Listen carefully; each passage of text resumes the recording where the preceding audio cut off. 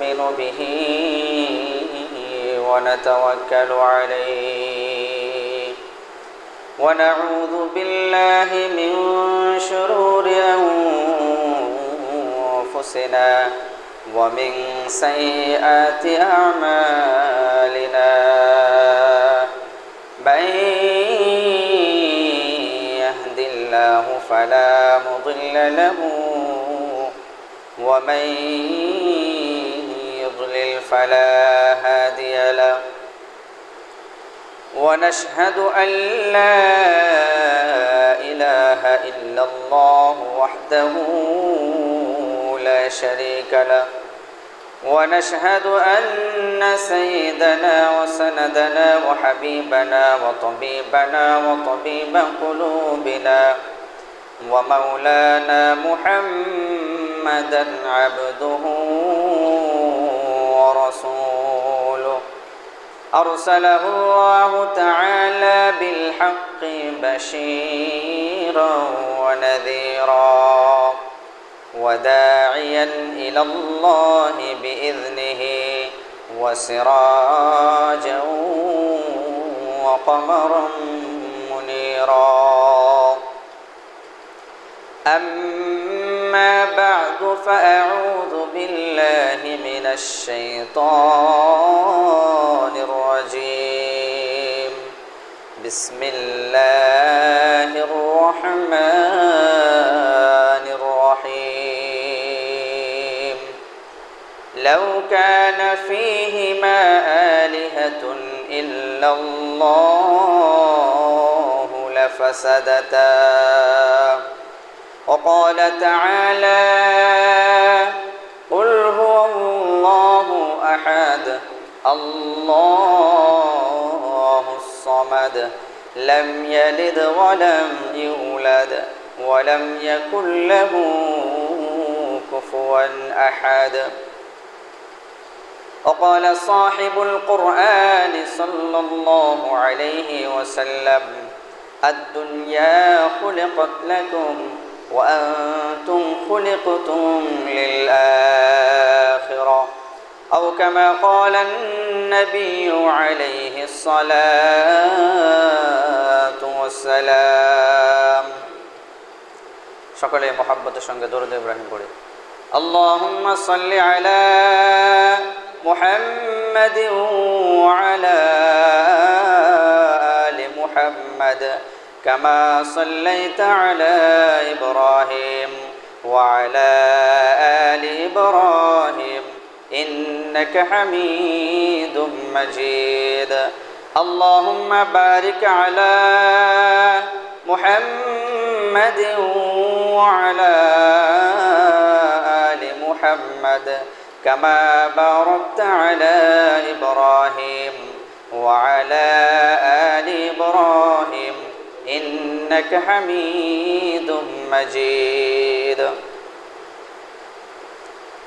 الحمد لله আল্লাহ তাআলার দরবারে অসংখ্য অগণিত অনিয় শুকর ও সুজুদ যে মহান রব্বে করিম আজকে পবিত্র জুমার দিনে আমাদেরকে জুমার সালাত আদায়ের উদ্দেশ্যে আসার জন্য এবং সালাত পূর্বে দিনই কিছু কথা বলা এবং শোনার উদ্দেশ্যে বসবার তৌফিক দান করেছেন সেই মহান রব্বে করিমের দরবারে ঈমানি কণ্ঠে সমস্বরে ভক্তি ভরে সকলেই বলি আলহামদুলিল্লাহ।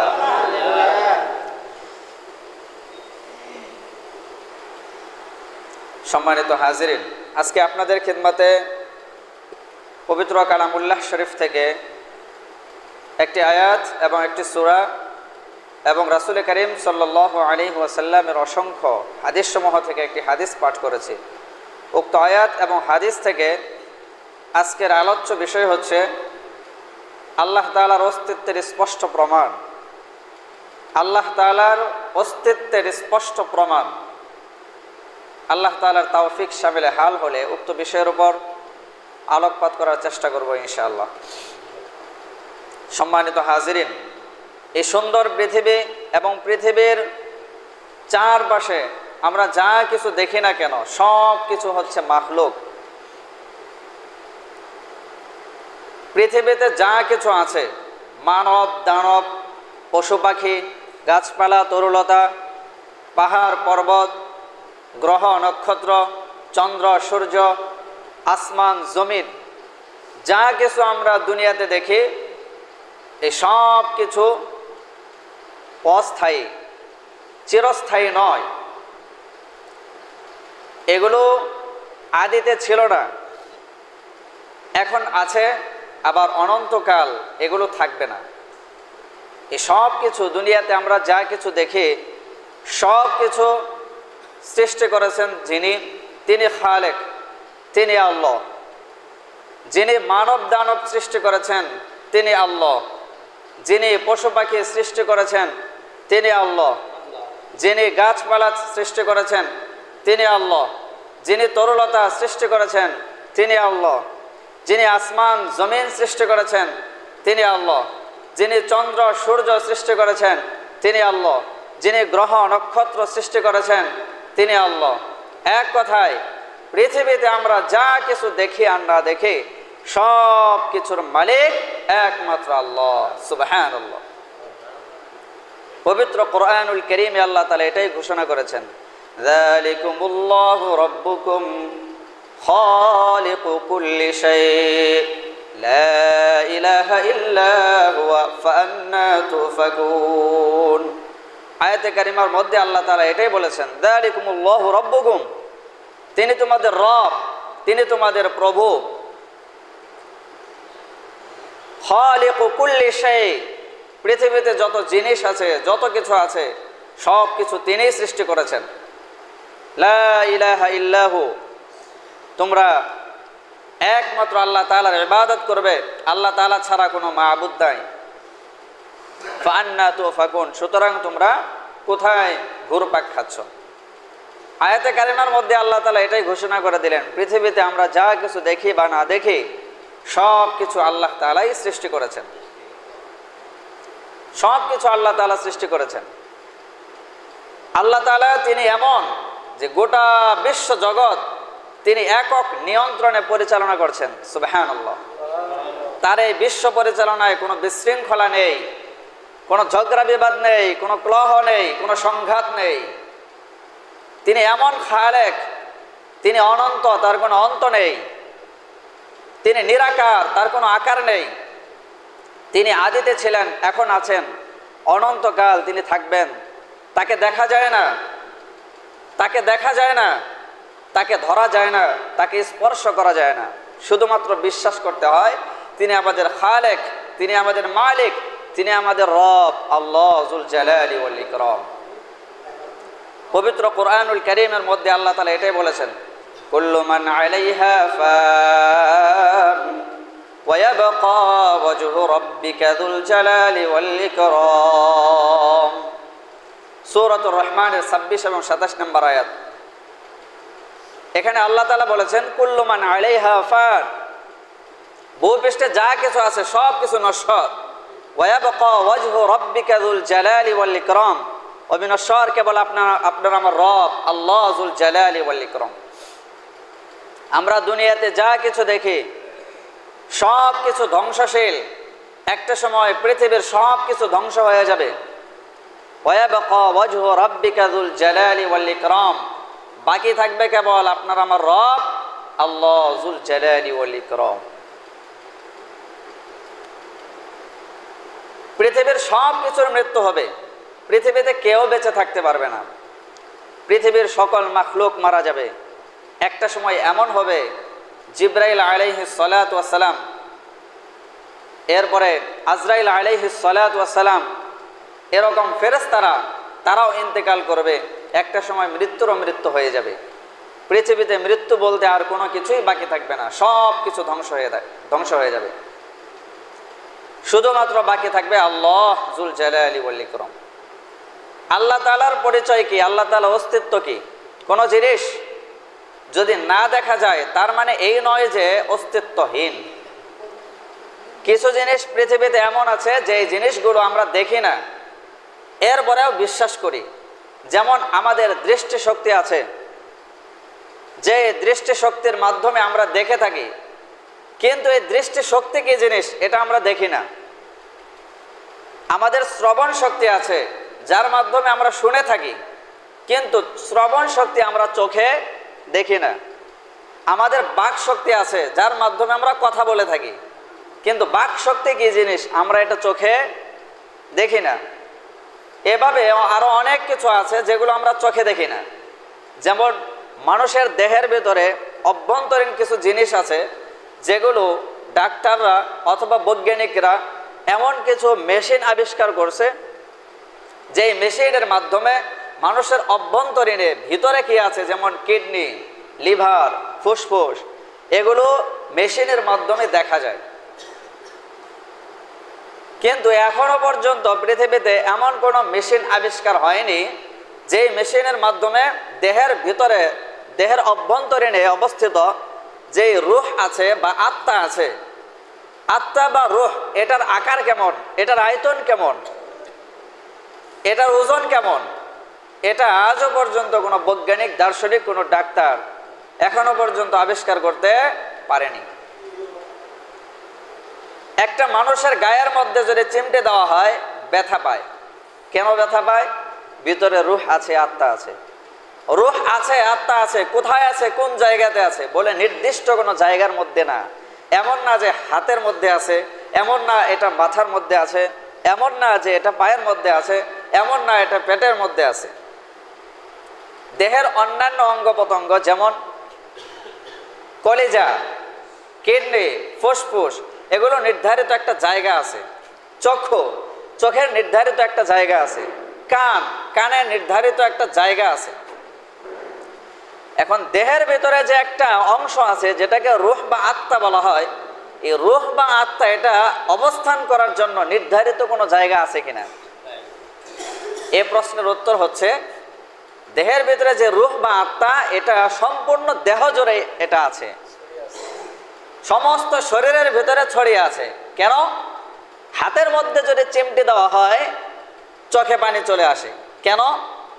রূহ বা আত্মা হাতের সেই আঙ্গুলের আগার মধ্যেও আছে।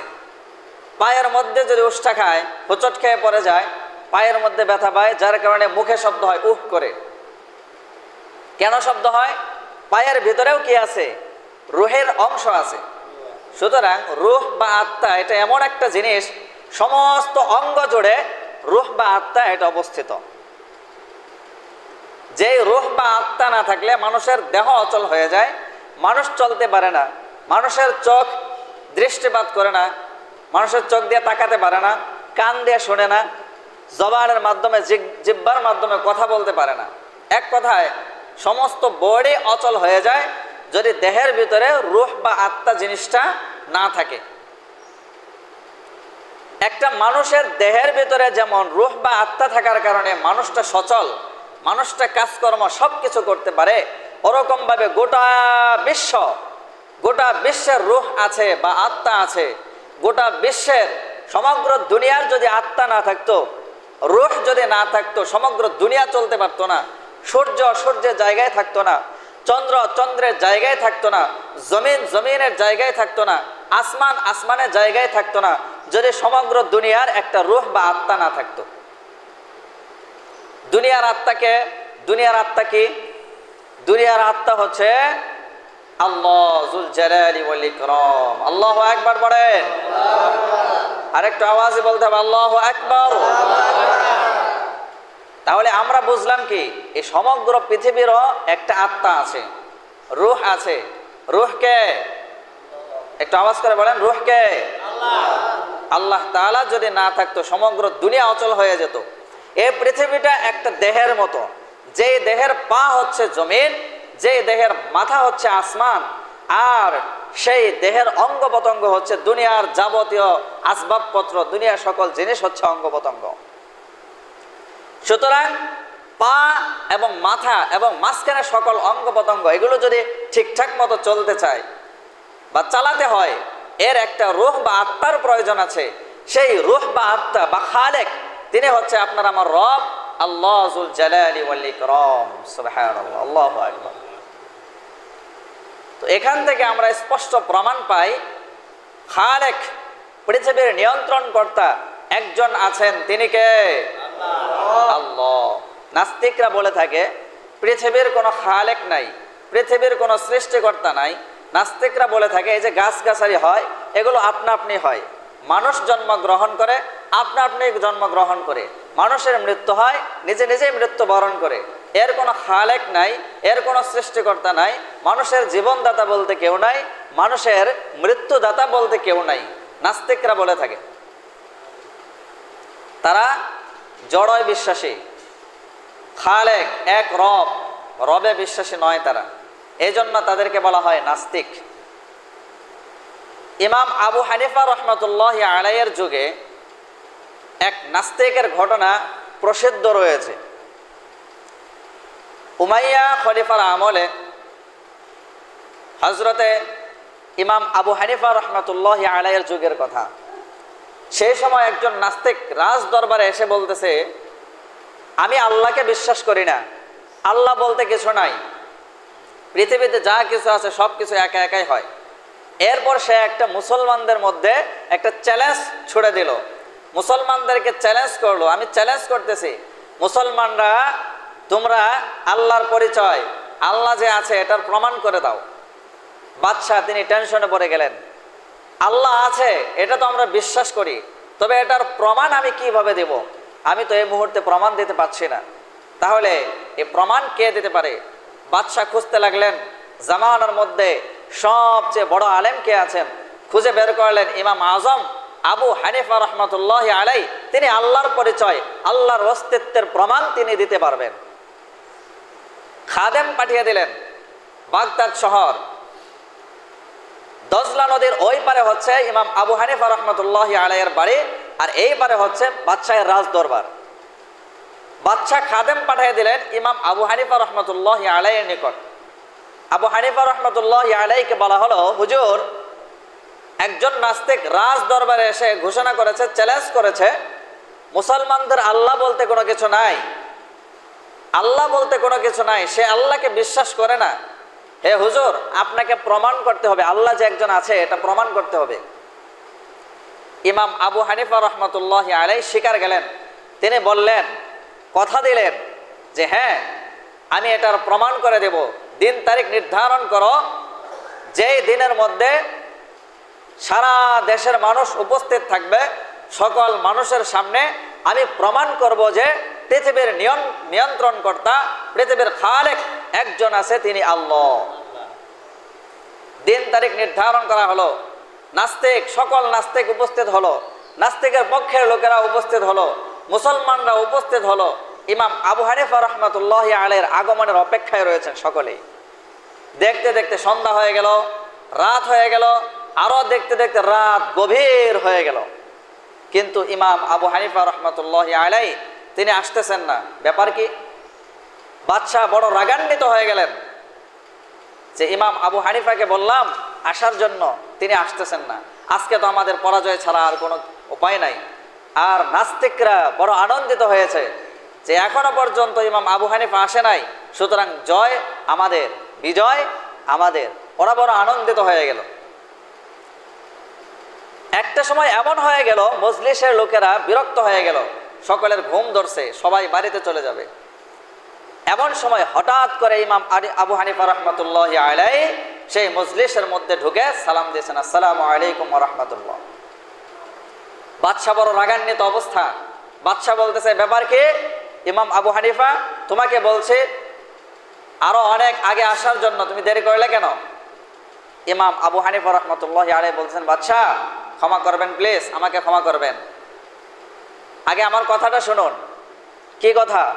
বলে, আমার বাড়ি হচ্ছে দজলা নদীর ওই পারে, আমি যখন দজলা নদী পার হয়ে আসব, মাঝখানে আমাকে নৌকা দিয়ে পার হয়ে আসতে হয়। তো ঘটনাক্রমে আজকে আমি যখন আসতেছি বাড়ি থেকে, নদীর কিনারায় যখন আসছি, তখন দেখি নদীর মধ্যে কোনো নৌকা নাই, আসবো কি দিয়ে? আমি অপেক্ষা করতে লাগলাম, অপেক্ষা করতে করতে সন্ধ্যা হয়ে গেল। সন্ধ্যার সময় আমি দেখতে পেলাম একেবারে নদীর মাঝখানে, সন্ধ্যাবেলায় একেবারে নদীর মাঝখানে আলোকিত হয়ে গেল, এবং নদীর মাঝখান থেকে বেশ কিছু কাঠের টুকরা বের হলো, এবং কিছুক্ষণ পরে আরো দেখতে থাকলাম, দেখতে দেখতে দেখি নদীর মাঝখান থেকে আরো কিছু প্যারাক তথা লোহা উঠলো এবং হাতুড়ি উঠলো। আমি অবাক হয়ে দেখতে লাগলাম, দেখতেছি দেখি হঠাৎ এই কাঠগুলো একটা জায়গাতে জড়ো হয়ে গেল, এবং একটা আরেকটার সাথে কাঠ একা একাই এগুলো জোড়া হইতে লাগলো, হাতুড়ি একা একাই মারতেছে, লোহা একা একাই, প্যারাকগুলো একা একাই কাঠের মধ্যে লাগতেছে। তো এইভাবে আমি দেখতে পেলাম কিছুক্ষণের মধ্যেই একটা নৌকা তৈরি হয়ে গেল। এরপরে এই নৌকা কিনারে আসলো আমাকে নেওয়ার জন্য। আমি সেই নৌকার মধ্যে আরোহণ করলাম। সেই সময় প্রচণ্ড স্রোত ছিল, নদীতে পানির স্রোত ছিল। এই নৌকা আমাকে উজানের দিকে, স্রোতের বিপরীত দিকে আমাকে নিয়ে চললো। এইভাবে আমি নদী পার হয়ে গেলাম। নদী পার হওয়ার পর কিনারে এসে আমি যখন পার হয়ে গেলাম, তখনই দেখতে পেলাম নৌকাটা হঠাৎ গায়েব হয়ে গেল, অদৃশ্য হয়ে গেল। আমি তখন অবাক হয়ে গেলাম, এটা কিভাবে সম্ভব হলো যে একা একা একটা নৌকা হইল, আমাকে পার করে দিল, আর এই নৌকাটা আবার হঠাৎ গায়েব হয়ে গেল। তো এই দৃশ্যগুলো দেখতে দেখতে, বাচ্চা ক্ষমা করবেন আমাকে, এই দৃশ্যগুলো দেখতে দেখতে আমার দেরি হয়ে গেছে। ইমাম আবু হানিফা রহমতুল্লাহ আলাইহির কথাগুলো শুনে নাস্তিকদের আগুন ধরে গেছে। নাস্তিক হাসাহাসি করতেছে, আরে ইমাম আবু হানিফা, আপনাকে এত জামানার বড় আলেম মনে করি, আপনাকে এত অনেক বুদ্ধিজীবী মনে করি, অনেক যুক্তিবাদী মনে করি, কিন্তু ইমাম আবু হানিফা তুমি তো আজকে এমন কথা বলতেছ যে এই কথাগুলো কচি শিশু বাচ্চারাও বলে না, শিশু বাচ্চারাও এই কথা বিশ্বাস করবে না, তুমি কি পাগল হয়ে গেলে নাকি? ইমাম আবু হানিফা বলতেছে, হে নাস্তিক, আমি পাগল হই নাই, আমার কথাটা শোনো, আমার কথাটা শোনো। তুমি যে বললে যে একা একাই নৌকা হতে পারে না, সুতরাং একা একাই যদি নৌকা হয় তাহলে তাকে তো নিশ্চয়ই বেয়াকুফ, নাদান, মূর্খ বলতে হবে, তাই না? নাস্তিক বলে, হ্যাঁ, তাকে তো মূর্খই বলতে হবে।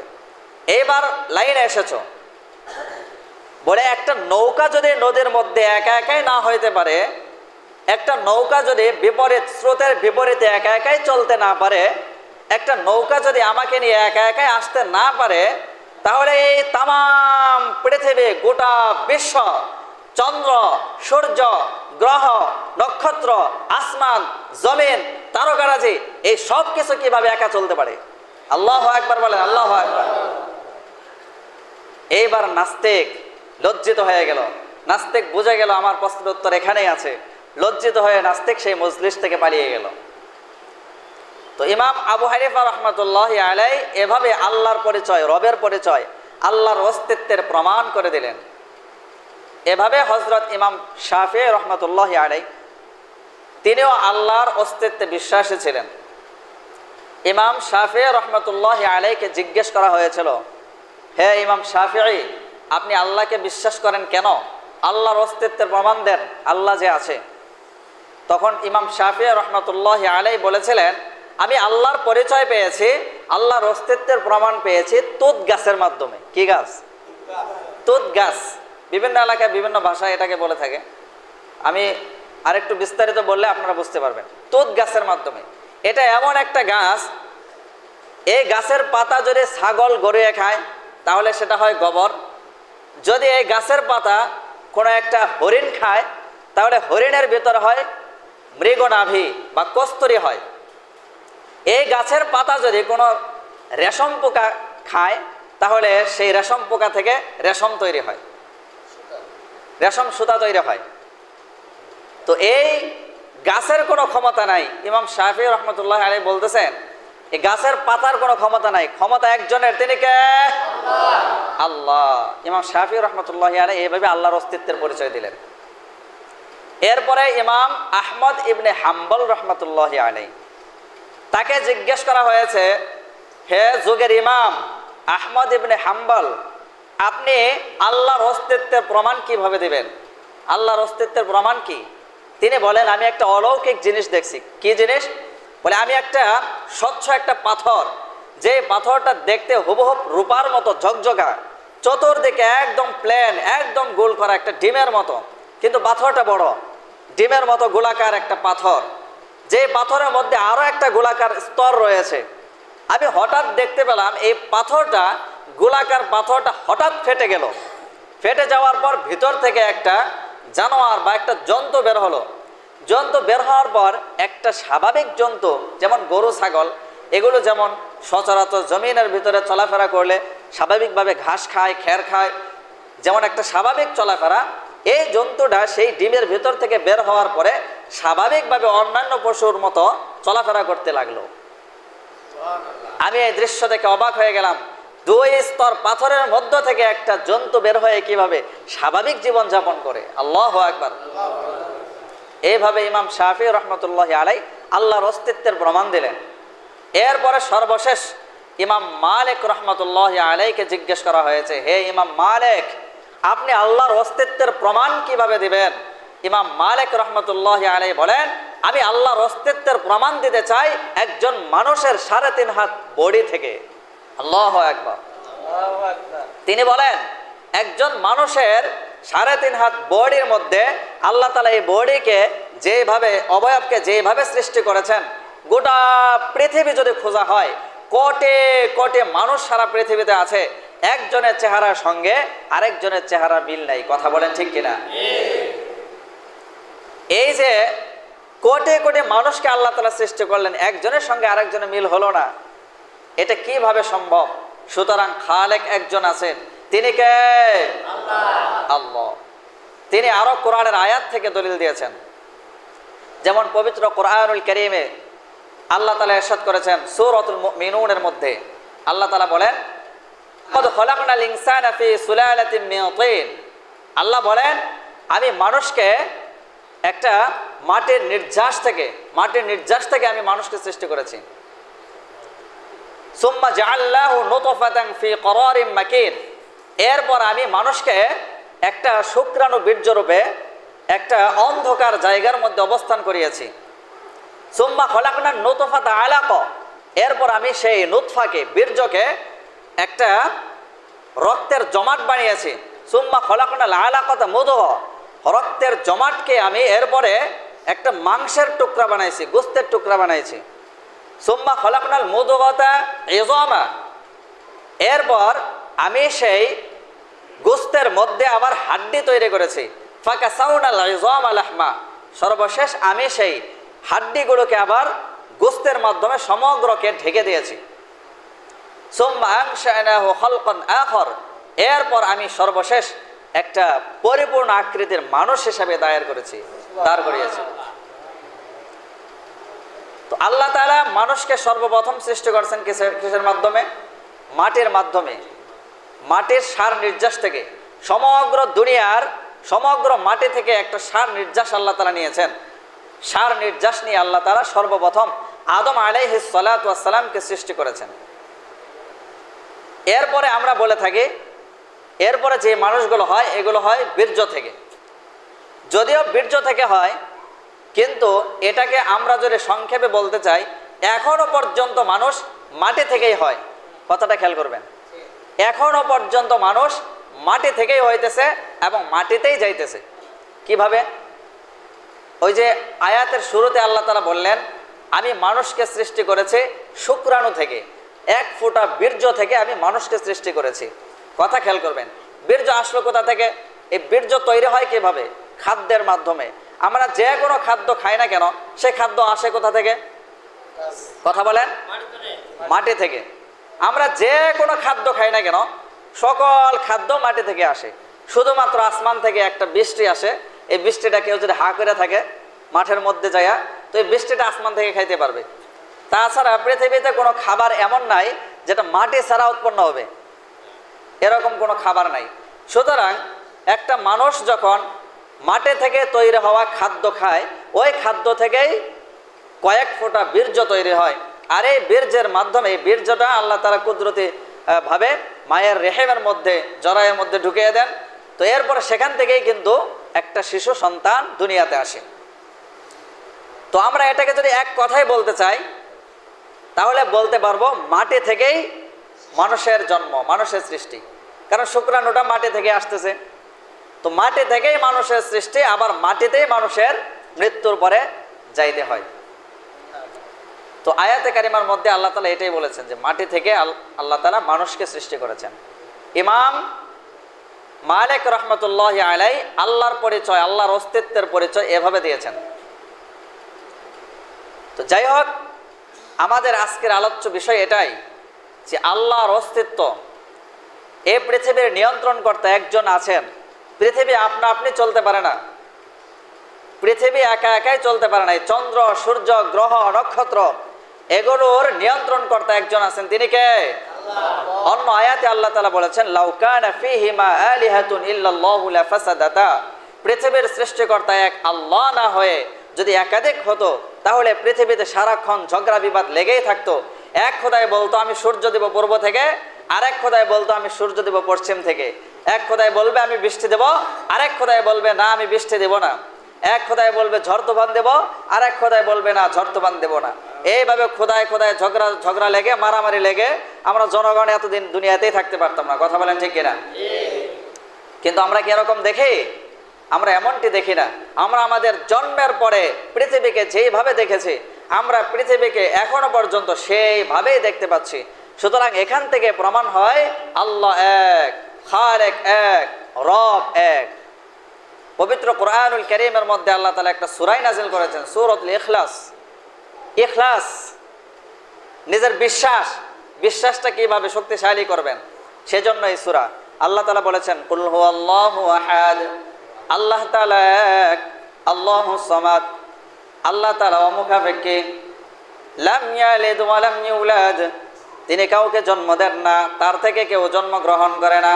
ওয়া লাম ইয়াকুল লাহু কুফুয়ান আহাদ, আল্লাহ তাআলার সমকক্ষ কেউ নাই। এখান থেকেও আল্লাহর পরিচয় আমরা পেয়ে যাই। সম্মানিত হাজিরিন, আমাদের সময় শেষ। সারসংক্ষেপ কথা বলতে চাই যে আল্লাহ সম্পর্কে আমাদের যে বিশ্বাস আছে, এই বিশ্বাসটাকে আরো মজবুত করতে হবে, আরো গভীর করতে হবে। একজন ব্যক্তি নামাজ পড়ে না, তাকে জিজ্ঞেস করা হয় তুমি আল্লাহকে বিশ্বাস করো? বলে হ্যাঁ বিশ্বাস করি। আল্লাহকে বিশ্বাস করো, তাহলে নামাজ পড়ো না কেন? আল্লাহকে যদি বাস্তবে একজন ব্যক্তি বিশ্বাস করে থাকে, আল্লাহর অস্তিত্বকে যদি বিশ্বাস করে থাকে, তাহলে নামাজ কেন পড়বে না? আল্লাহ তো কোরআনেই বলছেন নামাজ পড়ার কথা, আল্লাহ রাসূল সাল্লাল্লাহু আলাইহি সাল্লাম হাদিসের মধ্যে নামাজের কথা বলেছেন। তাহলে একজন ব্যক্তি কিভাবে নামাজ ত্যাগ করতে পারে? সুতরাং বলতে হবে, স্বাভাবিকভাবে এটা বলতে হবে যে ব্যক্তির মধ্যে আল্লাহর বিশ্বাস কম আছে, আল্লাহর বিশ্বাস কম আছে। দুনিয়াতে একটা চেয়ারম্যান, একটা মন্ত্রী যদি কোনো কিছু দেওয়ার ওয়াদা করে, সেই ওয়াদাকে আমরা কতটা গুরুত্ব দেই, কতটা বিশ্বাস করি। অথচ আল্লাহ তাআলা কোরআনে বারবার বলছেন আকিমুস সালাহ ওয়া আতুজ যাকাত ওয়ারকাউ মা'আর রাকিঈন ওয়া আকিমুস সালাতা ওয়া আতুজ যাকাত। এভাবে আল্লাহ তাআলা বারবার কোরআনে বলছেন, প্রায় ৮০-৮২ জায়গার মধ্যে নামাজের কথা বলছেন। এরপরেও আমরা নামাজ পড়ি না কেন? ওই যে আল্লাহর অস্তিত্ব সম্পর্কে আমাদের পরিপূর্ণ বিশ্বাস নাই।